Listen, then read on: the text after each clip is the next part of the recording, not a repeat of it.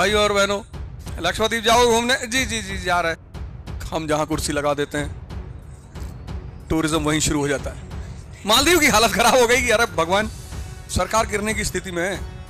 Response है 1 billion का import 57 million पे आ गया। ब्रिटिश गवर्नमेंट हिल गई। ये चीज जिसको समझ में आने लगती है, तुम जो काम चाहते हो दुनिया करे वो तुम खुद करो। कोई इथिक्स, कोई मोरालिटी, कुछ नहीं।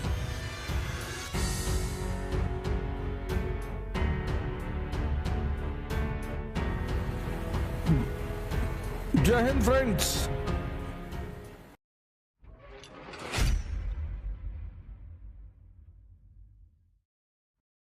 कितने लोग प्रीलिम्स दे रहे हैं इस बार?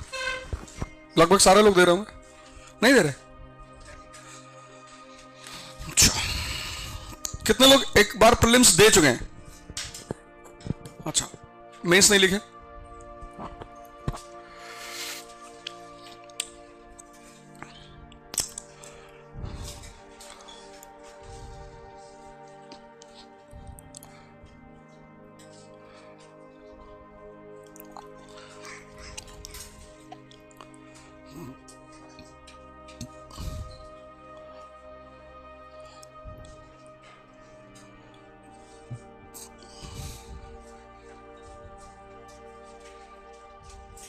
बोर्ड चाहिए, बोर्ड।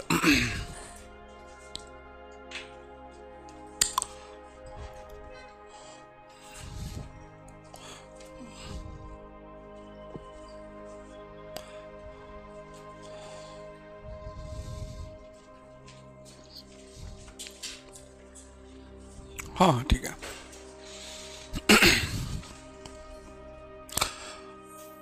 अब ये 3 फेज का एग्जामिनेशन है, प्रीलिम्स, मेंस और इंटरव्यू।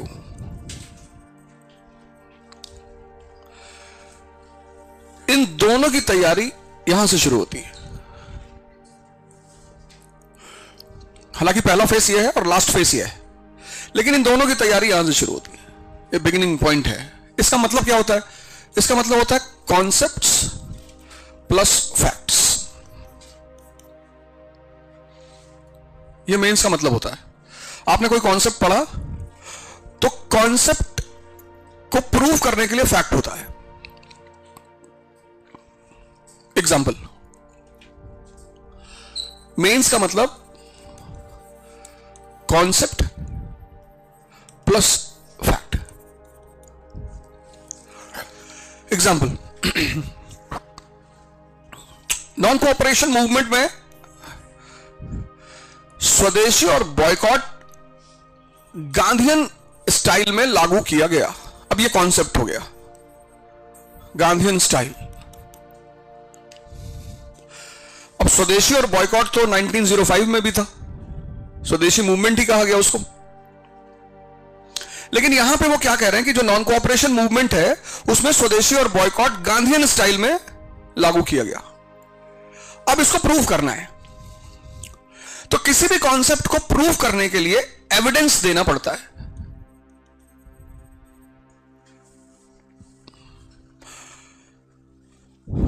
क्योंकि बिना एविडेंस के वो मिथ हो जाएगा।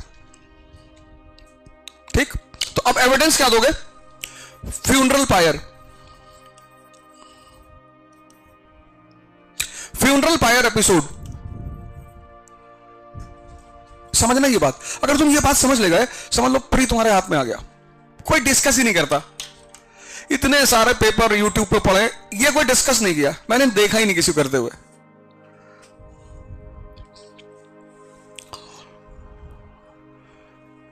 तुम फंसते कहां हो कि यार किसको याद रखना है, फिर याद कैसे रखना है? 2 बातें हैं। एक तो किसको याद रखना है और दूसरा याद कैसे रखना है। ये 2 बातें।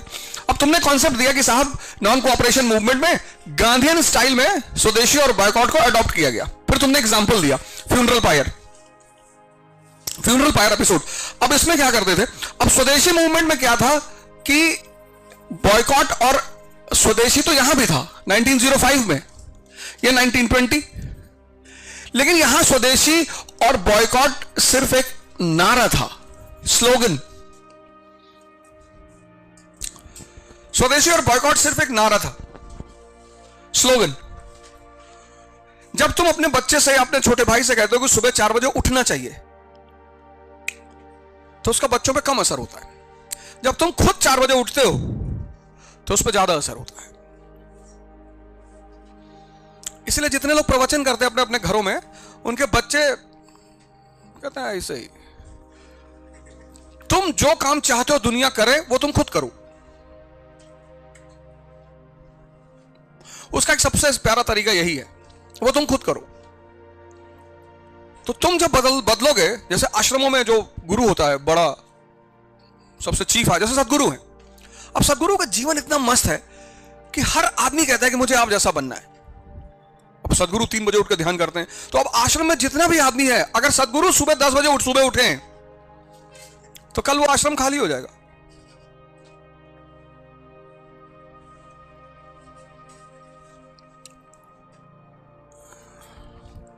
तो यहां एक नारा था स्वदेशी बायकॉट, लेकिन यहां गांधी जी ने क्या किया, फ्यूनरल पायर, जो फॉरेन गुड्स होते थे उसकी डेड बॉडी बनाई जाती थी।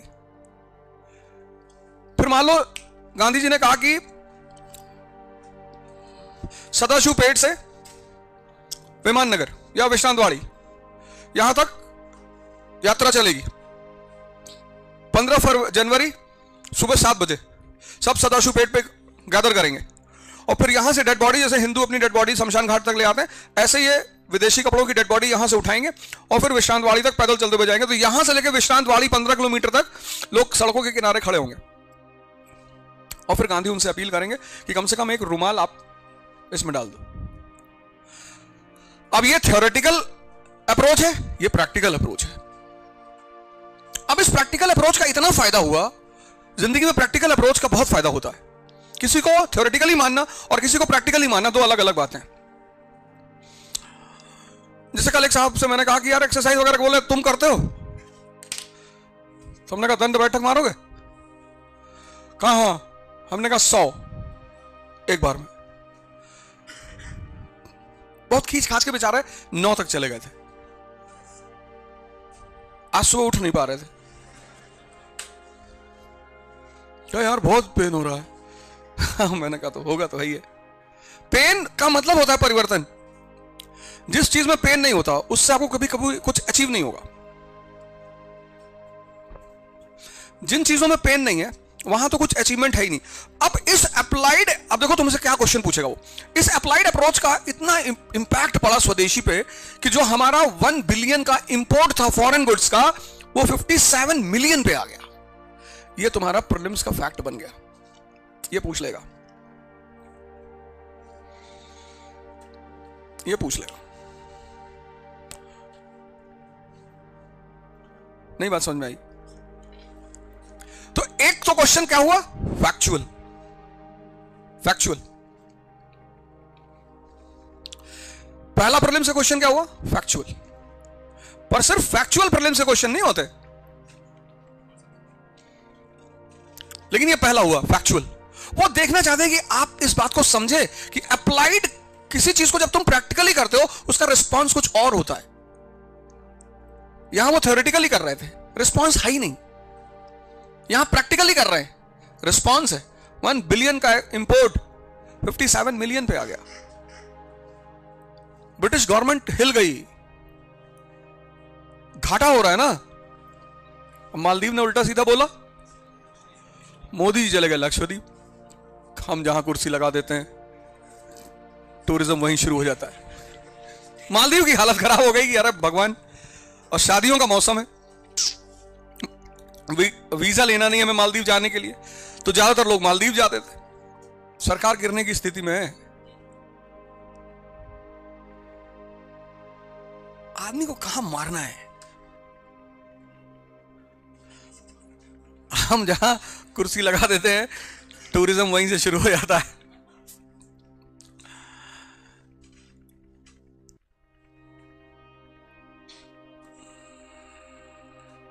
ये पहला क्वेश्चन हो गया, ये तुम्हें याद रखना था। कितने लोग प्रीलिम्स की तैयारी करते हैं जिनको पता ही नहीं होता कि यार, अच्छा जिनकी मेंस की तैयारी नहीं है उनको तो देना ही नहीं है, वो तो आए ही ना अंदर। वो बाहर दरवाजे पे खड़े रहे, हाथ वाथ हिलाए। जितने लोग ये सोचते हैं कि ऐसे ही देंगे, बहुत सारे लोग होते हैं वो अपना टाइम बिल्कुल ना बर्बाद करें।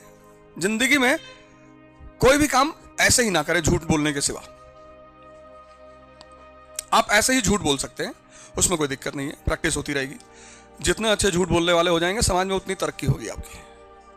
ये नियम है, ये कानून है। स्कूल में इसलिए नहीं पढ़ाया जाता, फिर समाज में डिस्टर्बेंस पैदा हो जाएगी, इसलिए ये चीज स्कूल में नहीं बताई जा सकती। अगर बच्चों को हम क्लास नर्सरी से बताने लगेंगे कि झूठ बोलना आर्ट है तो एनार्की फैल जाएगी चारों तरफ, तो हम नहीं कर सकते। हमें पता है कि उस 50 बच्चे में से एक कोई समझदार होगा कि मास्टर झूठ बोल रहे हो। वही लड़का बड़ा होके प्रधानमंत्री बनेगा, मुख्यमंत्री बनेगा, फिर उसके क्लास वाले कहेंगे पढ़ता तो था नहीं भैया, भगवान भैया यही सब तो करता है भैया, सब ऊपर मत्थे में लिखा के लाते हैं। ऐसा कुछ नहीं होता, भगवान कुछ नहीं करता। भगवान आदमी को अपॉर्चुनिटीज देता है, मौके, बस। उसके सिवा वो कोई काम नहीं करता, है ही नहीं उससे कोई काम। और देने के नाम पे 3 चीज इंसान को देता है, चौथी उसके पास है ही नहीं, बल, बुद्धि, विद्या। इसलिए जितने लोग मंदिर के अंदर जाके भीख मांगते हैं, बाहर वाले तब भी ठीक हैं, जो मंदिर के बाहर भीख मांग रहे हैं वो तो क्लियर है, लेकिन जो मंदिर के अंदर जाके भीख मांगे, दोनों जगह है, अंदर भी है बाहर भी है। जो अंदर जाके भीख मांगते हैं उसमें बहुत सारे लोगों को कुछ मिलता ही नहीं, क्योंकि गलत चीज मांग रहे हैं। शादी करवा दो, अब भगवान कैसे करवा दे? भगवान पैसा दिलवा दो, वो कैसे दिलवाएगा? वो तुमको बुद्धि दे देगा, विवेक, उसका इस्तेमाल कर लो, पैसा आ जाएगा। बहुत सारे लोग इस देश में गोरा होना चाहते हैं, बना लो कोई क्रीम, 10-12 लोगों से ऐड करवा लो, खाली पड़े उनको भी 5% का शेयर होल्डर बना लो। कहते कि वेरी डार्क स्किन, 6 महीना लगाया, शाइनिंग है कम। 1 अरब 50 करोड़ लोग देश में, 5 करोड़ लोगों ने तुम्हारी क्रीम खरीद ली 50 रुपए पे, फायदे पे, कमा लिया तुमने। कोई और धंधा डाल दो। यहां खरीदारों की कमी है, कुछ भी खरीदते हैं लोग। तुम अमेज़न पे डाल के तो देखो, उसमें नीचे 4, 5, 10 कमेंट्स देने, तुम्हें रेटिंग देनी, वो सब तुम्हारे हाथ में, उसका कुछ लेना देना नहीं होता, सब कुछ तुम्हारे हाथ में है। और आर्टिफिशियल इंटेलिजेंस तो पूरी दुनिया को पलट ही देगा, बहुत लोगों की जान भी लेगा, क्योंकि डीप फेक जिस तरह से बढ़ रहा है। पर तुम कभी घबराना मत, डरना मत कभी। तुम्हारी अगर बेइज्जती हो रही है तो समझ लो तुम भगवान बनने के रास्ते पे जा रहे हो। अगर तुम बेइज्जती से डर गए तो तुम गए, क्योंकि समाज का जो सबसे ताकतवर हथियार है किसी व्यक्ति को रोकने का, वो है बेइज्जती। और जब तुम्हारे बाहर लाइव स्कैन की जाएगी तो हम सब जीवन में कुछ ना कुछ ऐसा करते हैं जो किसी से कह नहीं सकते, और वो बातें हमारे दोस्तों को आमतौर पे पता होती है। वो गद्दार बाद में जब तुम चमकने लगते हो तो वो बात समाज को बताने लगते हैं कि अरे जानते हैं ये भी करते थे। पर वो कोई बात नहीं, उसमें कोई बहुत दुखी होने की बात नहीं। जब भी ऐसे कोई मौका आए क्या तो करते हैं, आज भी करते हैं। तुम्हारी सिर्फ यूटिलिटी इंपॉर्टेंट है बस, और कुछ भी इंपॉर्टेंट नहीं है ही नहीं।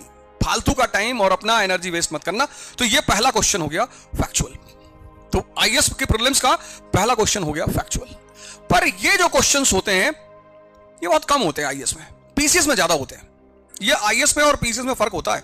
आईएएस में मिनिमम फैक्चुअल क्वेश्चंस होते हैं, क्योंकि इसलिए जब तुम स्टेट पीसीएस का एग्जाम देते हो और सिविल यूपीएससी देते हो तो दोनों का पैटर्न बिल्कुल चेंज होता है। स्टेट पीएससी मतलब फैक्चुअल, और फैक्चुअल में भी डीप फैक्चुअल, अंदर से जाके एकदम पूछेंगे। तो तुम्हें आईएएस में इतना चिंता नहीं करना है। 100 क्वेश्चन में बहुत फैक्चुअल क्वेश्चन हो गए तो 15 क्वेश्चन हो गए मैक्सिमम, इससे ज्यादा नहीं हो गए।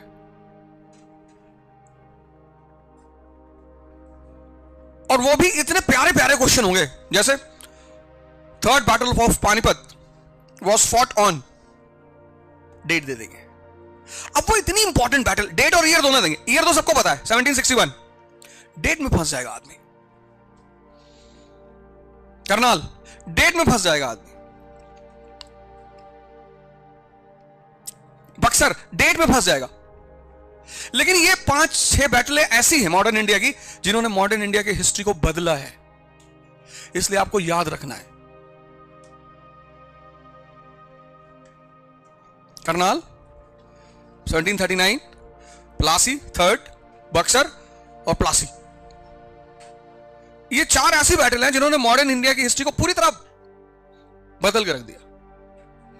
अब तुमको वो 4 डेट ईयर के साथ दे देगा। First, third battle of Panipat was fought on 11 जनवरी 1761, 12 जनवरी 1713। अब ईयर तो तुम्हें याद है, डेट में फंस गया क्योंकि तुमने लोड ही नहीं लिया था उसका। दूसरा जो क्वेश्चन आईएएस बनाता है फैक्चुअल के बाद, वो बड़े जबरदस्त क्वेश्चंस बनाता है। वो बनाता है मल्टी फैक्ट क्वेश्चंस। एक होता है सिंगल फैक्ट, एक होता है मल्टीपल फैक्ट्स। उसमें क्या करेगा, दूसरे क्वेश्चन में क्या करेगा, पूछ लेगा what was true about Nadir Shah's invasion on India. Nadir Shah's invasion on India.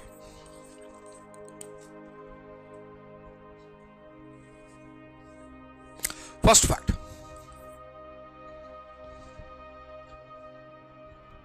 Marathas were the guiding force for Mughal Empire.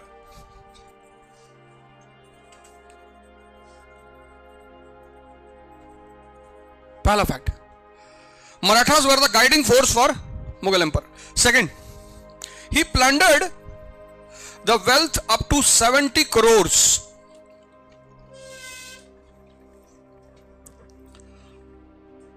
Third, Mohammad Shah Rangeela was the Mughal empire.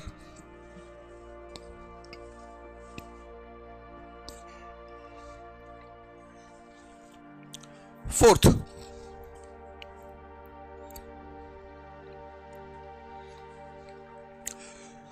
no Indian ruler sided with Mughals. अब ये होता है मल्टी फैक्ट क्वेश्चन।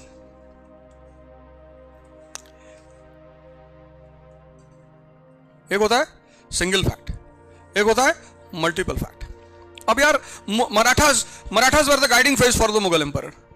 अब तुम्हें क्या करना है, 1739 40 तक तो मराठा यहीं बैठे हैं, दक्कन में बाहर निकले ही नहीं। पर तुम फंस जाओगे। कैसे फंसोगे, ज्यादा दिमाग लगाओगे तो फंसोगे, क्योंकि बाजीराव वन छत्रसाल की मदद करने गया था नॉर्थ, और बाजीराव वन का पीरियड है 1720 से 1740। और जब वो छत्रसाल की मदद करने गया तो 3 दिन दिल्ली भी गया था। तो जिसने ज्यादा दिमाग लगाया गया, वो पहले ऑप्शन को मार दिया कि हाँ हमारा बाजीराव गया होगा, मार दिया। एक्चुअली इस समाज को कुछ बातें बहुत क्लियर हैं, तो वो यूपीएससी को भी क्लियर है। क्लियर ये है कि 95% लोग प्रेशर में परफॉर्म नहीं कर पाते, और यही है कंपटीशन।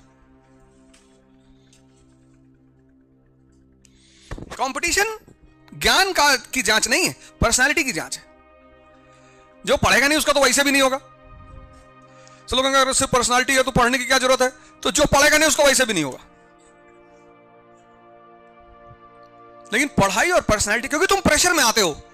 तुम अभी मैं तुमसे कहूं, किसी आदमी को बुलाऊं कि हाँ चलो बोलो, तुम तुरंत प्रेशर में आ जाओगे। अभी बहुत नॉर्मल बैठे हो, अभी तुम्हें कोई टेंशन नहीं है, शांति से बैठे हो।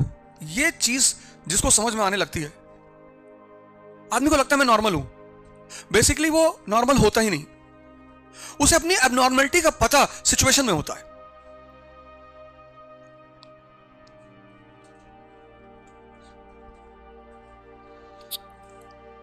हर व्यक्ति को लगता है कि मैं ठीक हूं, जब तक चैलेंज उसके सामने नहीं आता। इसलिए शरीर की बीमारियां दिखाई पड़ती हैं, मन की दिखाई नहीं पड़ती। एक बीमारी है मन की, एंजाइटी, उसका कोई लक्षण ही नहीं है। एंजाइटी, उसका कोई लक्षण ही नहीं। आज सबसे ज्यादा है, आज सबसे ज्यादा लोग एंजाइटी से परेशान है। लेकिन एंजाइटी की खासियत है, वो सिचुएशन पे डिपेंड करती है।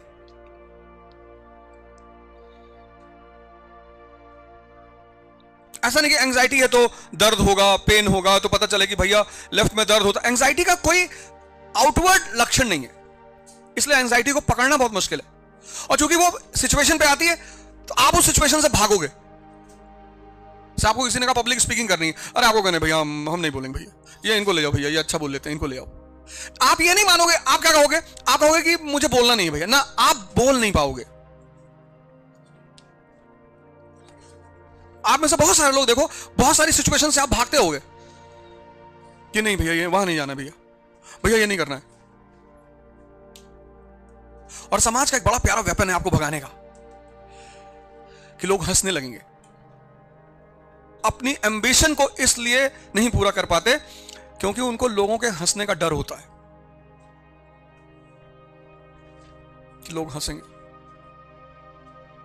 भगवान कृष्ण को नहीं है, हंसो बे, हमें मक्खन खाना है, हम चोरी करके खाएंगे, छीन के खाएंगे, हम मार के खाएंगे बे, हमें मक्खन खाना है।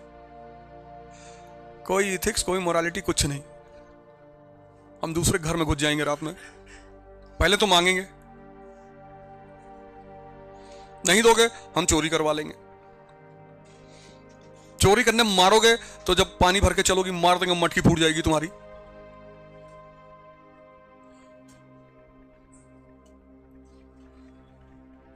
तुम मुझे चोर बोलो चाहे जो बोलो, मुझे मक्खन खाना है। भगवान है। कितनी बार हंसोगे किसी पे? एक बार, दो बार, चार बार, पांच बार, फिर बाद में क्या कहोगे कि बेशरम है भैया।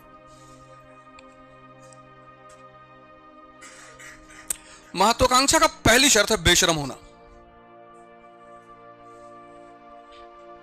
वो तुमको बेशरम बना देता है। चिंता ही नहीं करना, जाओ कर लो जो करना है। और उसमें जो लोग ज्यादा हंसते हैं, उसमें दो तीन लोगों का नाम डायरी में लिख लो, तुमको बताएंगे बेटा। और वो अगर हंसे, आज देखो लोग मोटिवेशन ढूंढ रहे हैं, क्यों? क्योंकि उनके पे कोई हंस ही नहीं रहा है। हंसने से जो आग अंदर पैदा होती है ना, वो किसी मोटिवेशन से नहीं पैदा होती।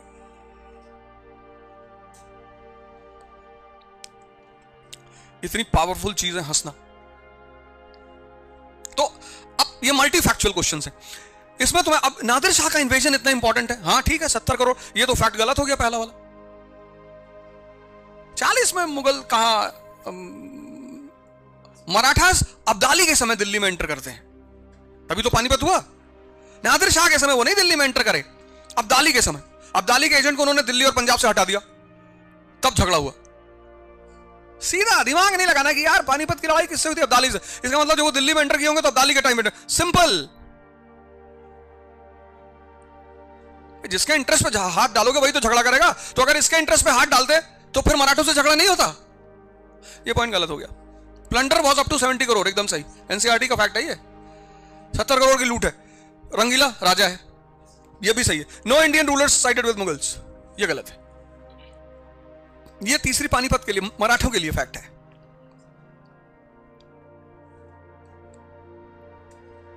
तो दूसरा सही है, तीसरा सही है। ये मल्टी फैक्ट क्वेश्चन हो गया। तीसरा जो क्वेश्चन है उनका वो है मैच द फॉलोइंग। सिंपल सा क्वेश्चन होता है, सिंपल से क्वेश्चंस होते हैं, सिंपल से। बुक्स के नाम दे दिया, उनका कंटेंट का एसेंस दे दिया। अर्थशास्त्र सामने लिख दिया, पॉलिटिकल पॉलिसीज।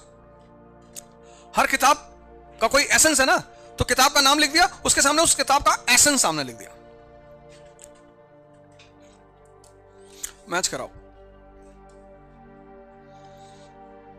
फिर उनका जो चौथा क्वेश्चन है वह है रीजन और असर्शन।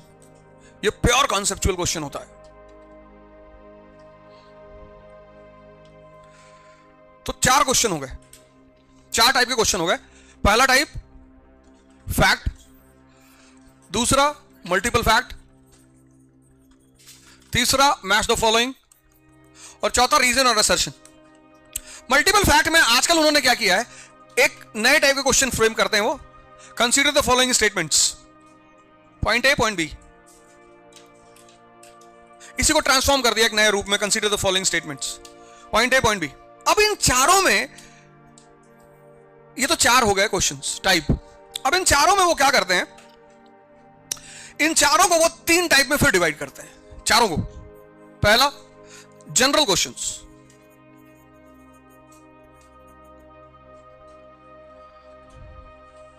जनरल।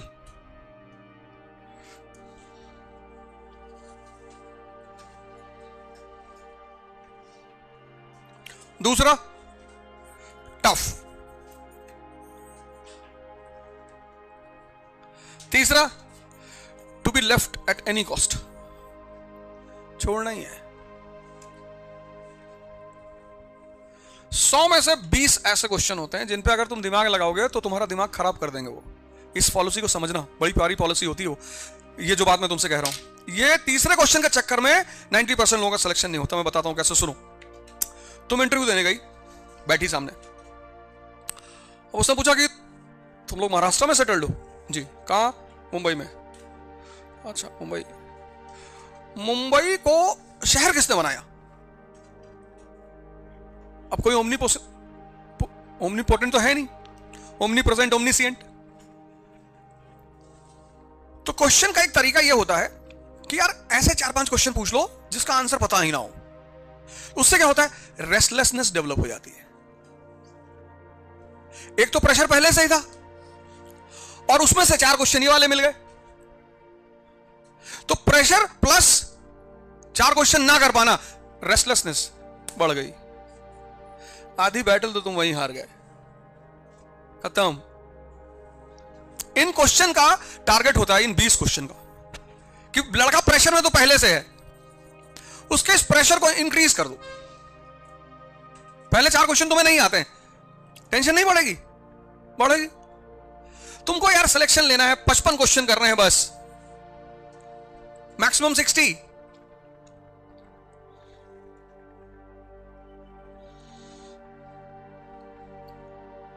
अगर जनरल क्वेश्चंस 50 पूछ लिया और 5 तुम यहां से कर ले गए तो हो गया तुम्हारा काम।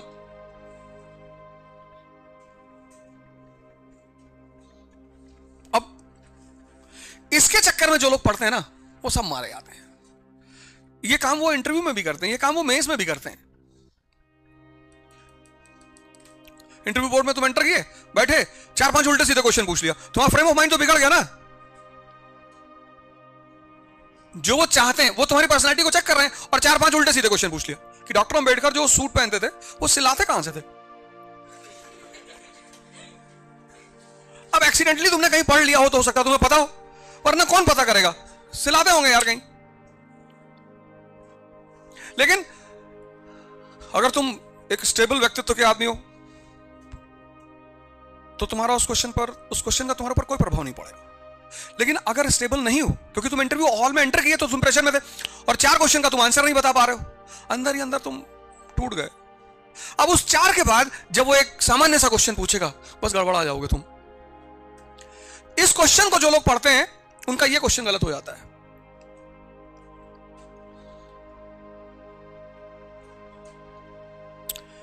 अब 4 ये और 3 ये, अब 7। अब सोचो, ये चक्रव्यूह है यूपीएससी का। सारी लड़ाइयां, इसलिए लड़ाई का एक सिद्धांत है कि युद्ध करने जाओ तो पहले अपने दुश्मन को समझो, देखो चाहता क्या है तुमसे। अब इसका जो लास्ट फेज है,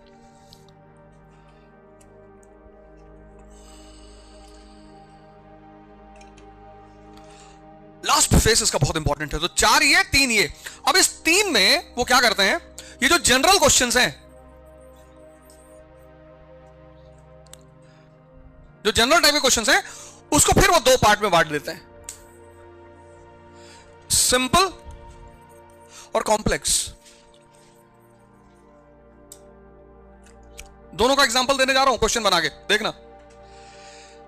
इसमें इतने लोग मारे जाते हैं क्योंकि ये पूरा कॉमन सेंस का डीलिंग होता है, और प्रेशर और एंजाइटी में कॉमन सेंस मर जाता है। ये यूपीएससी को पूरी तरह पता है। 50 करने थे और यहां तुमने मारा सब खत्म कर डाला। इसलिए तुम्हें बहुत, अभी मैं दोनों का बना के एग्जांपल दिखाऊंगा तुमको। ये जो लास्ट फेस जिसको समझ में आ गया,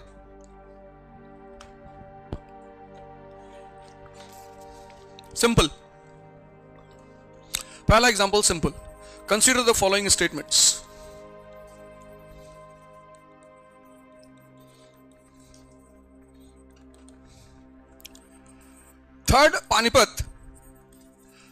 third battle of Panipat was a clash of interest between Marathas and Afghanis. B. Third Battle of Panipat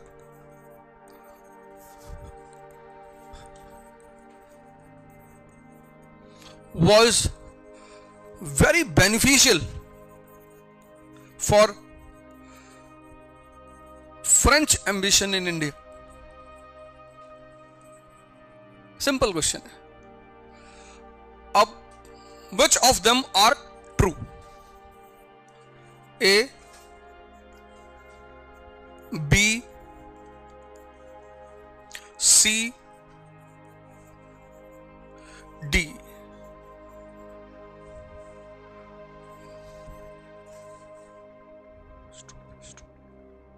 simple question, कोई भी कर ले। क्या है आंसर इसका?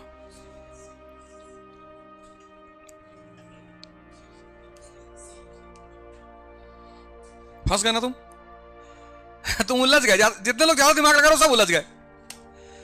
बस एक शब्द डाल के मैंने पूरे आंसर को घुमा दिया, पूरे क्वेश्चन को ही घुमा दिया। अब तुम ज्यादा दिमाग, जितने लोग ज्यादा दिमाग लगाओगे, कितना सरल सा क्वेश्चन है। आंसर बताओ। वो तो ट्रू।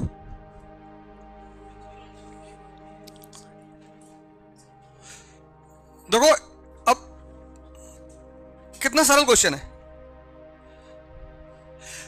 लेकिन तुम ज्यादा दिमाग लगा दिए। इसी क्वेश्चन को जो कोचिंग प्रैक्टिस करा ले जाती है, उसी के लड़के ज्यादातर मेंस लिखते हैं। टेस्ट सीरीज तो सारे लोग करते हैं, सब कर रहे हैं। टेस्ट सीरीज में करना क्या है यार? इतने सारे लड़के बैठे हैं एग्जाम देकर, किसी भी लड़के को 20,000 रुपए दे दो, वो तुम्हें क्वेश्चन बना के दे देगा। किसी भी लड़के को 20,000 रुपए दे दो, बस तो मैं बहुत ज्यादा बता रहा हूं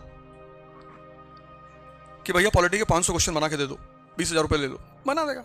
अनएम्प्लॉयमेंट, सबको पार्ट टाइम खर्चा चाहिए, सबको पैसा चाहिए, और हजारों की संख्या में लड़कों ने मेंस देकर, अभी इंटरव्यू का रिजल्ट आया, बहुत लोगों का लास्ट अटेम्प्ट था। 2 ऐसे लोगों का लास्ट अटेम्प्ट था। मतलब कुछ लोग होते हैं ना जिनको आप चाहते हो कि यार इन लोगों को आईएएस बनना चाहिए, बेचारे नहीं हुए। लास्ट अटेम्प्ट मेंस लिखा था, और ये चौथा मेंस लिखा था।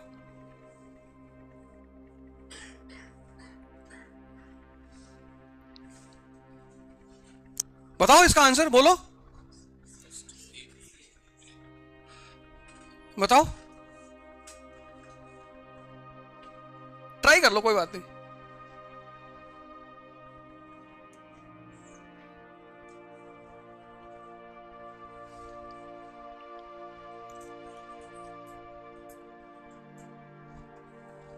अरे भैया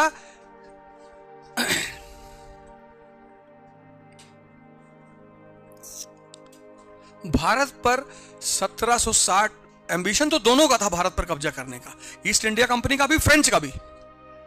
लेकिन 1760 के बाद वो खत्म हो चुके थे। और पानीपत कब हुआ? 61 में। तो इनका कौन सा एम्बिशन? 1757 में बंगाल पे कब्जा हो चुका था। East India company was much ahead. NCERT साफ साफ लिखती है कि this battle became very helpful for the ambitions of east India company for the conquest of Indian subcontinent.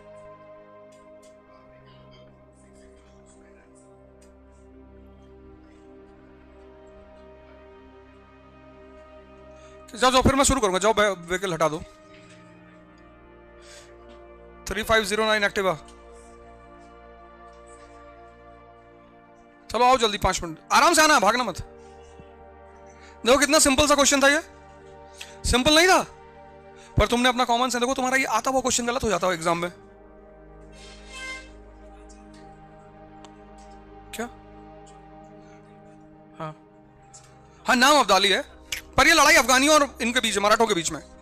पहला वाला सही है, पहला वाला सही है, दूसरा वाला गलत है। ज्यादा दिमाग लगा दिया तुमने। 1757 के बाद फ्रेंच कहीं खड़ा ही नहीं होते।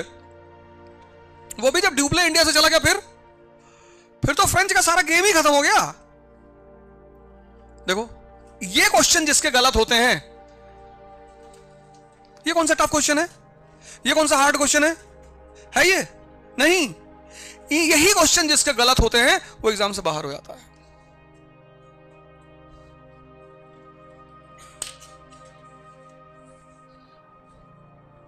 बात पकड़ में आई?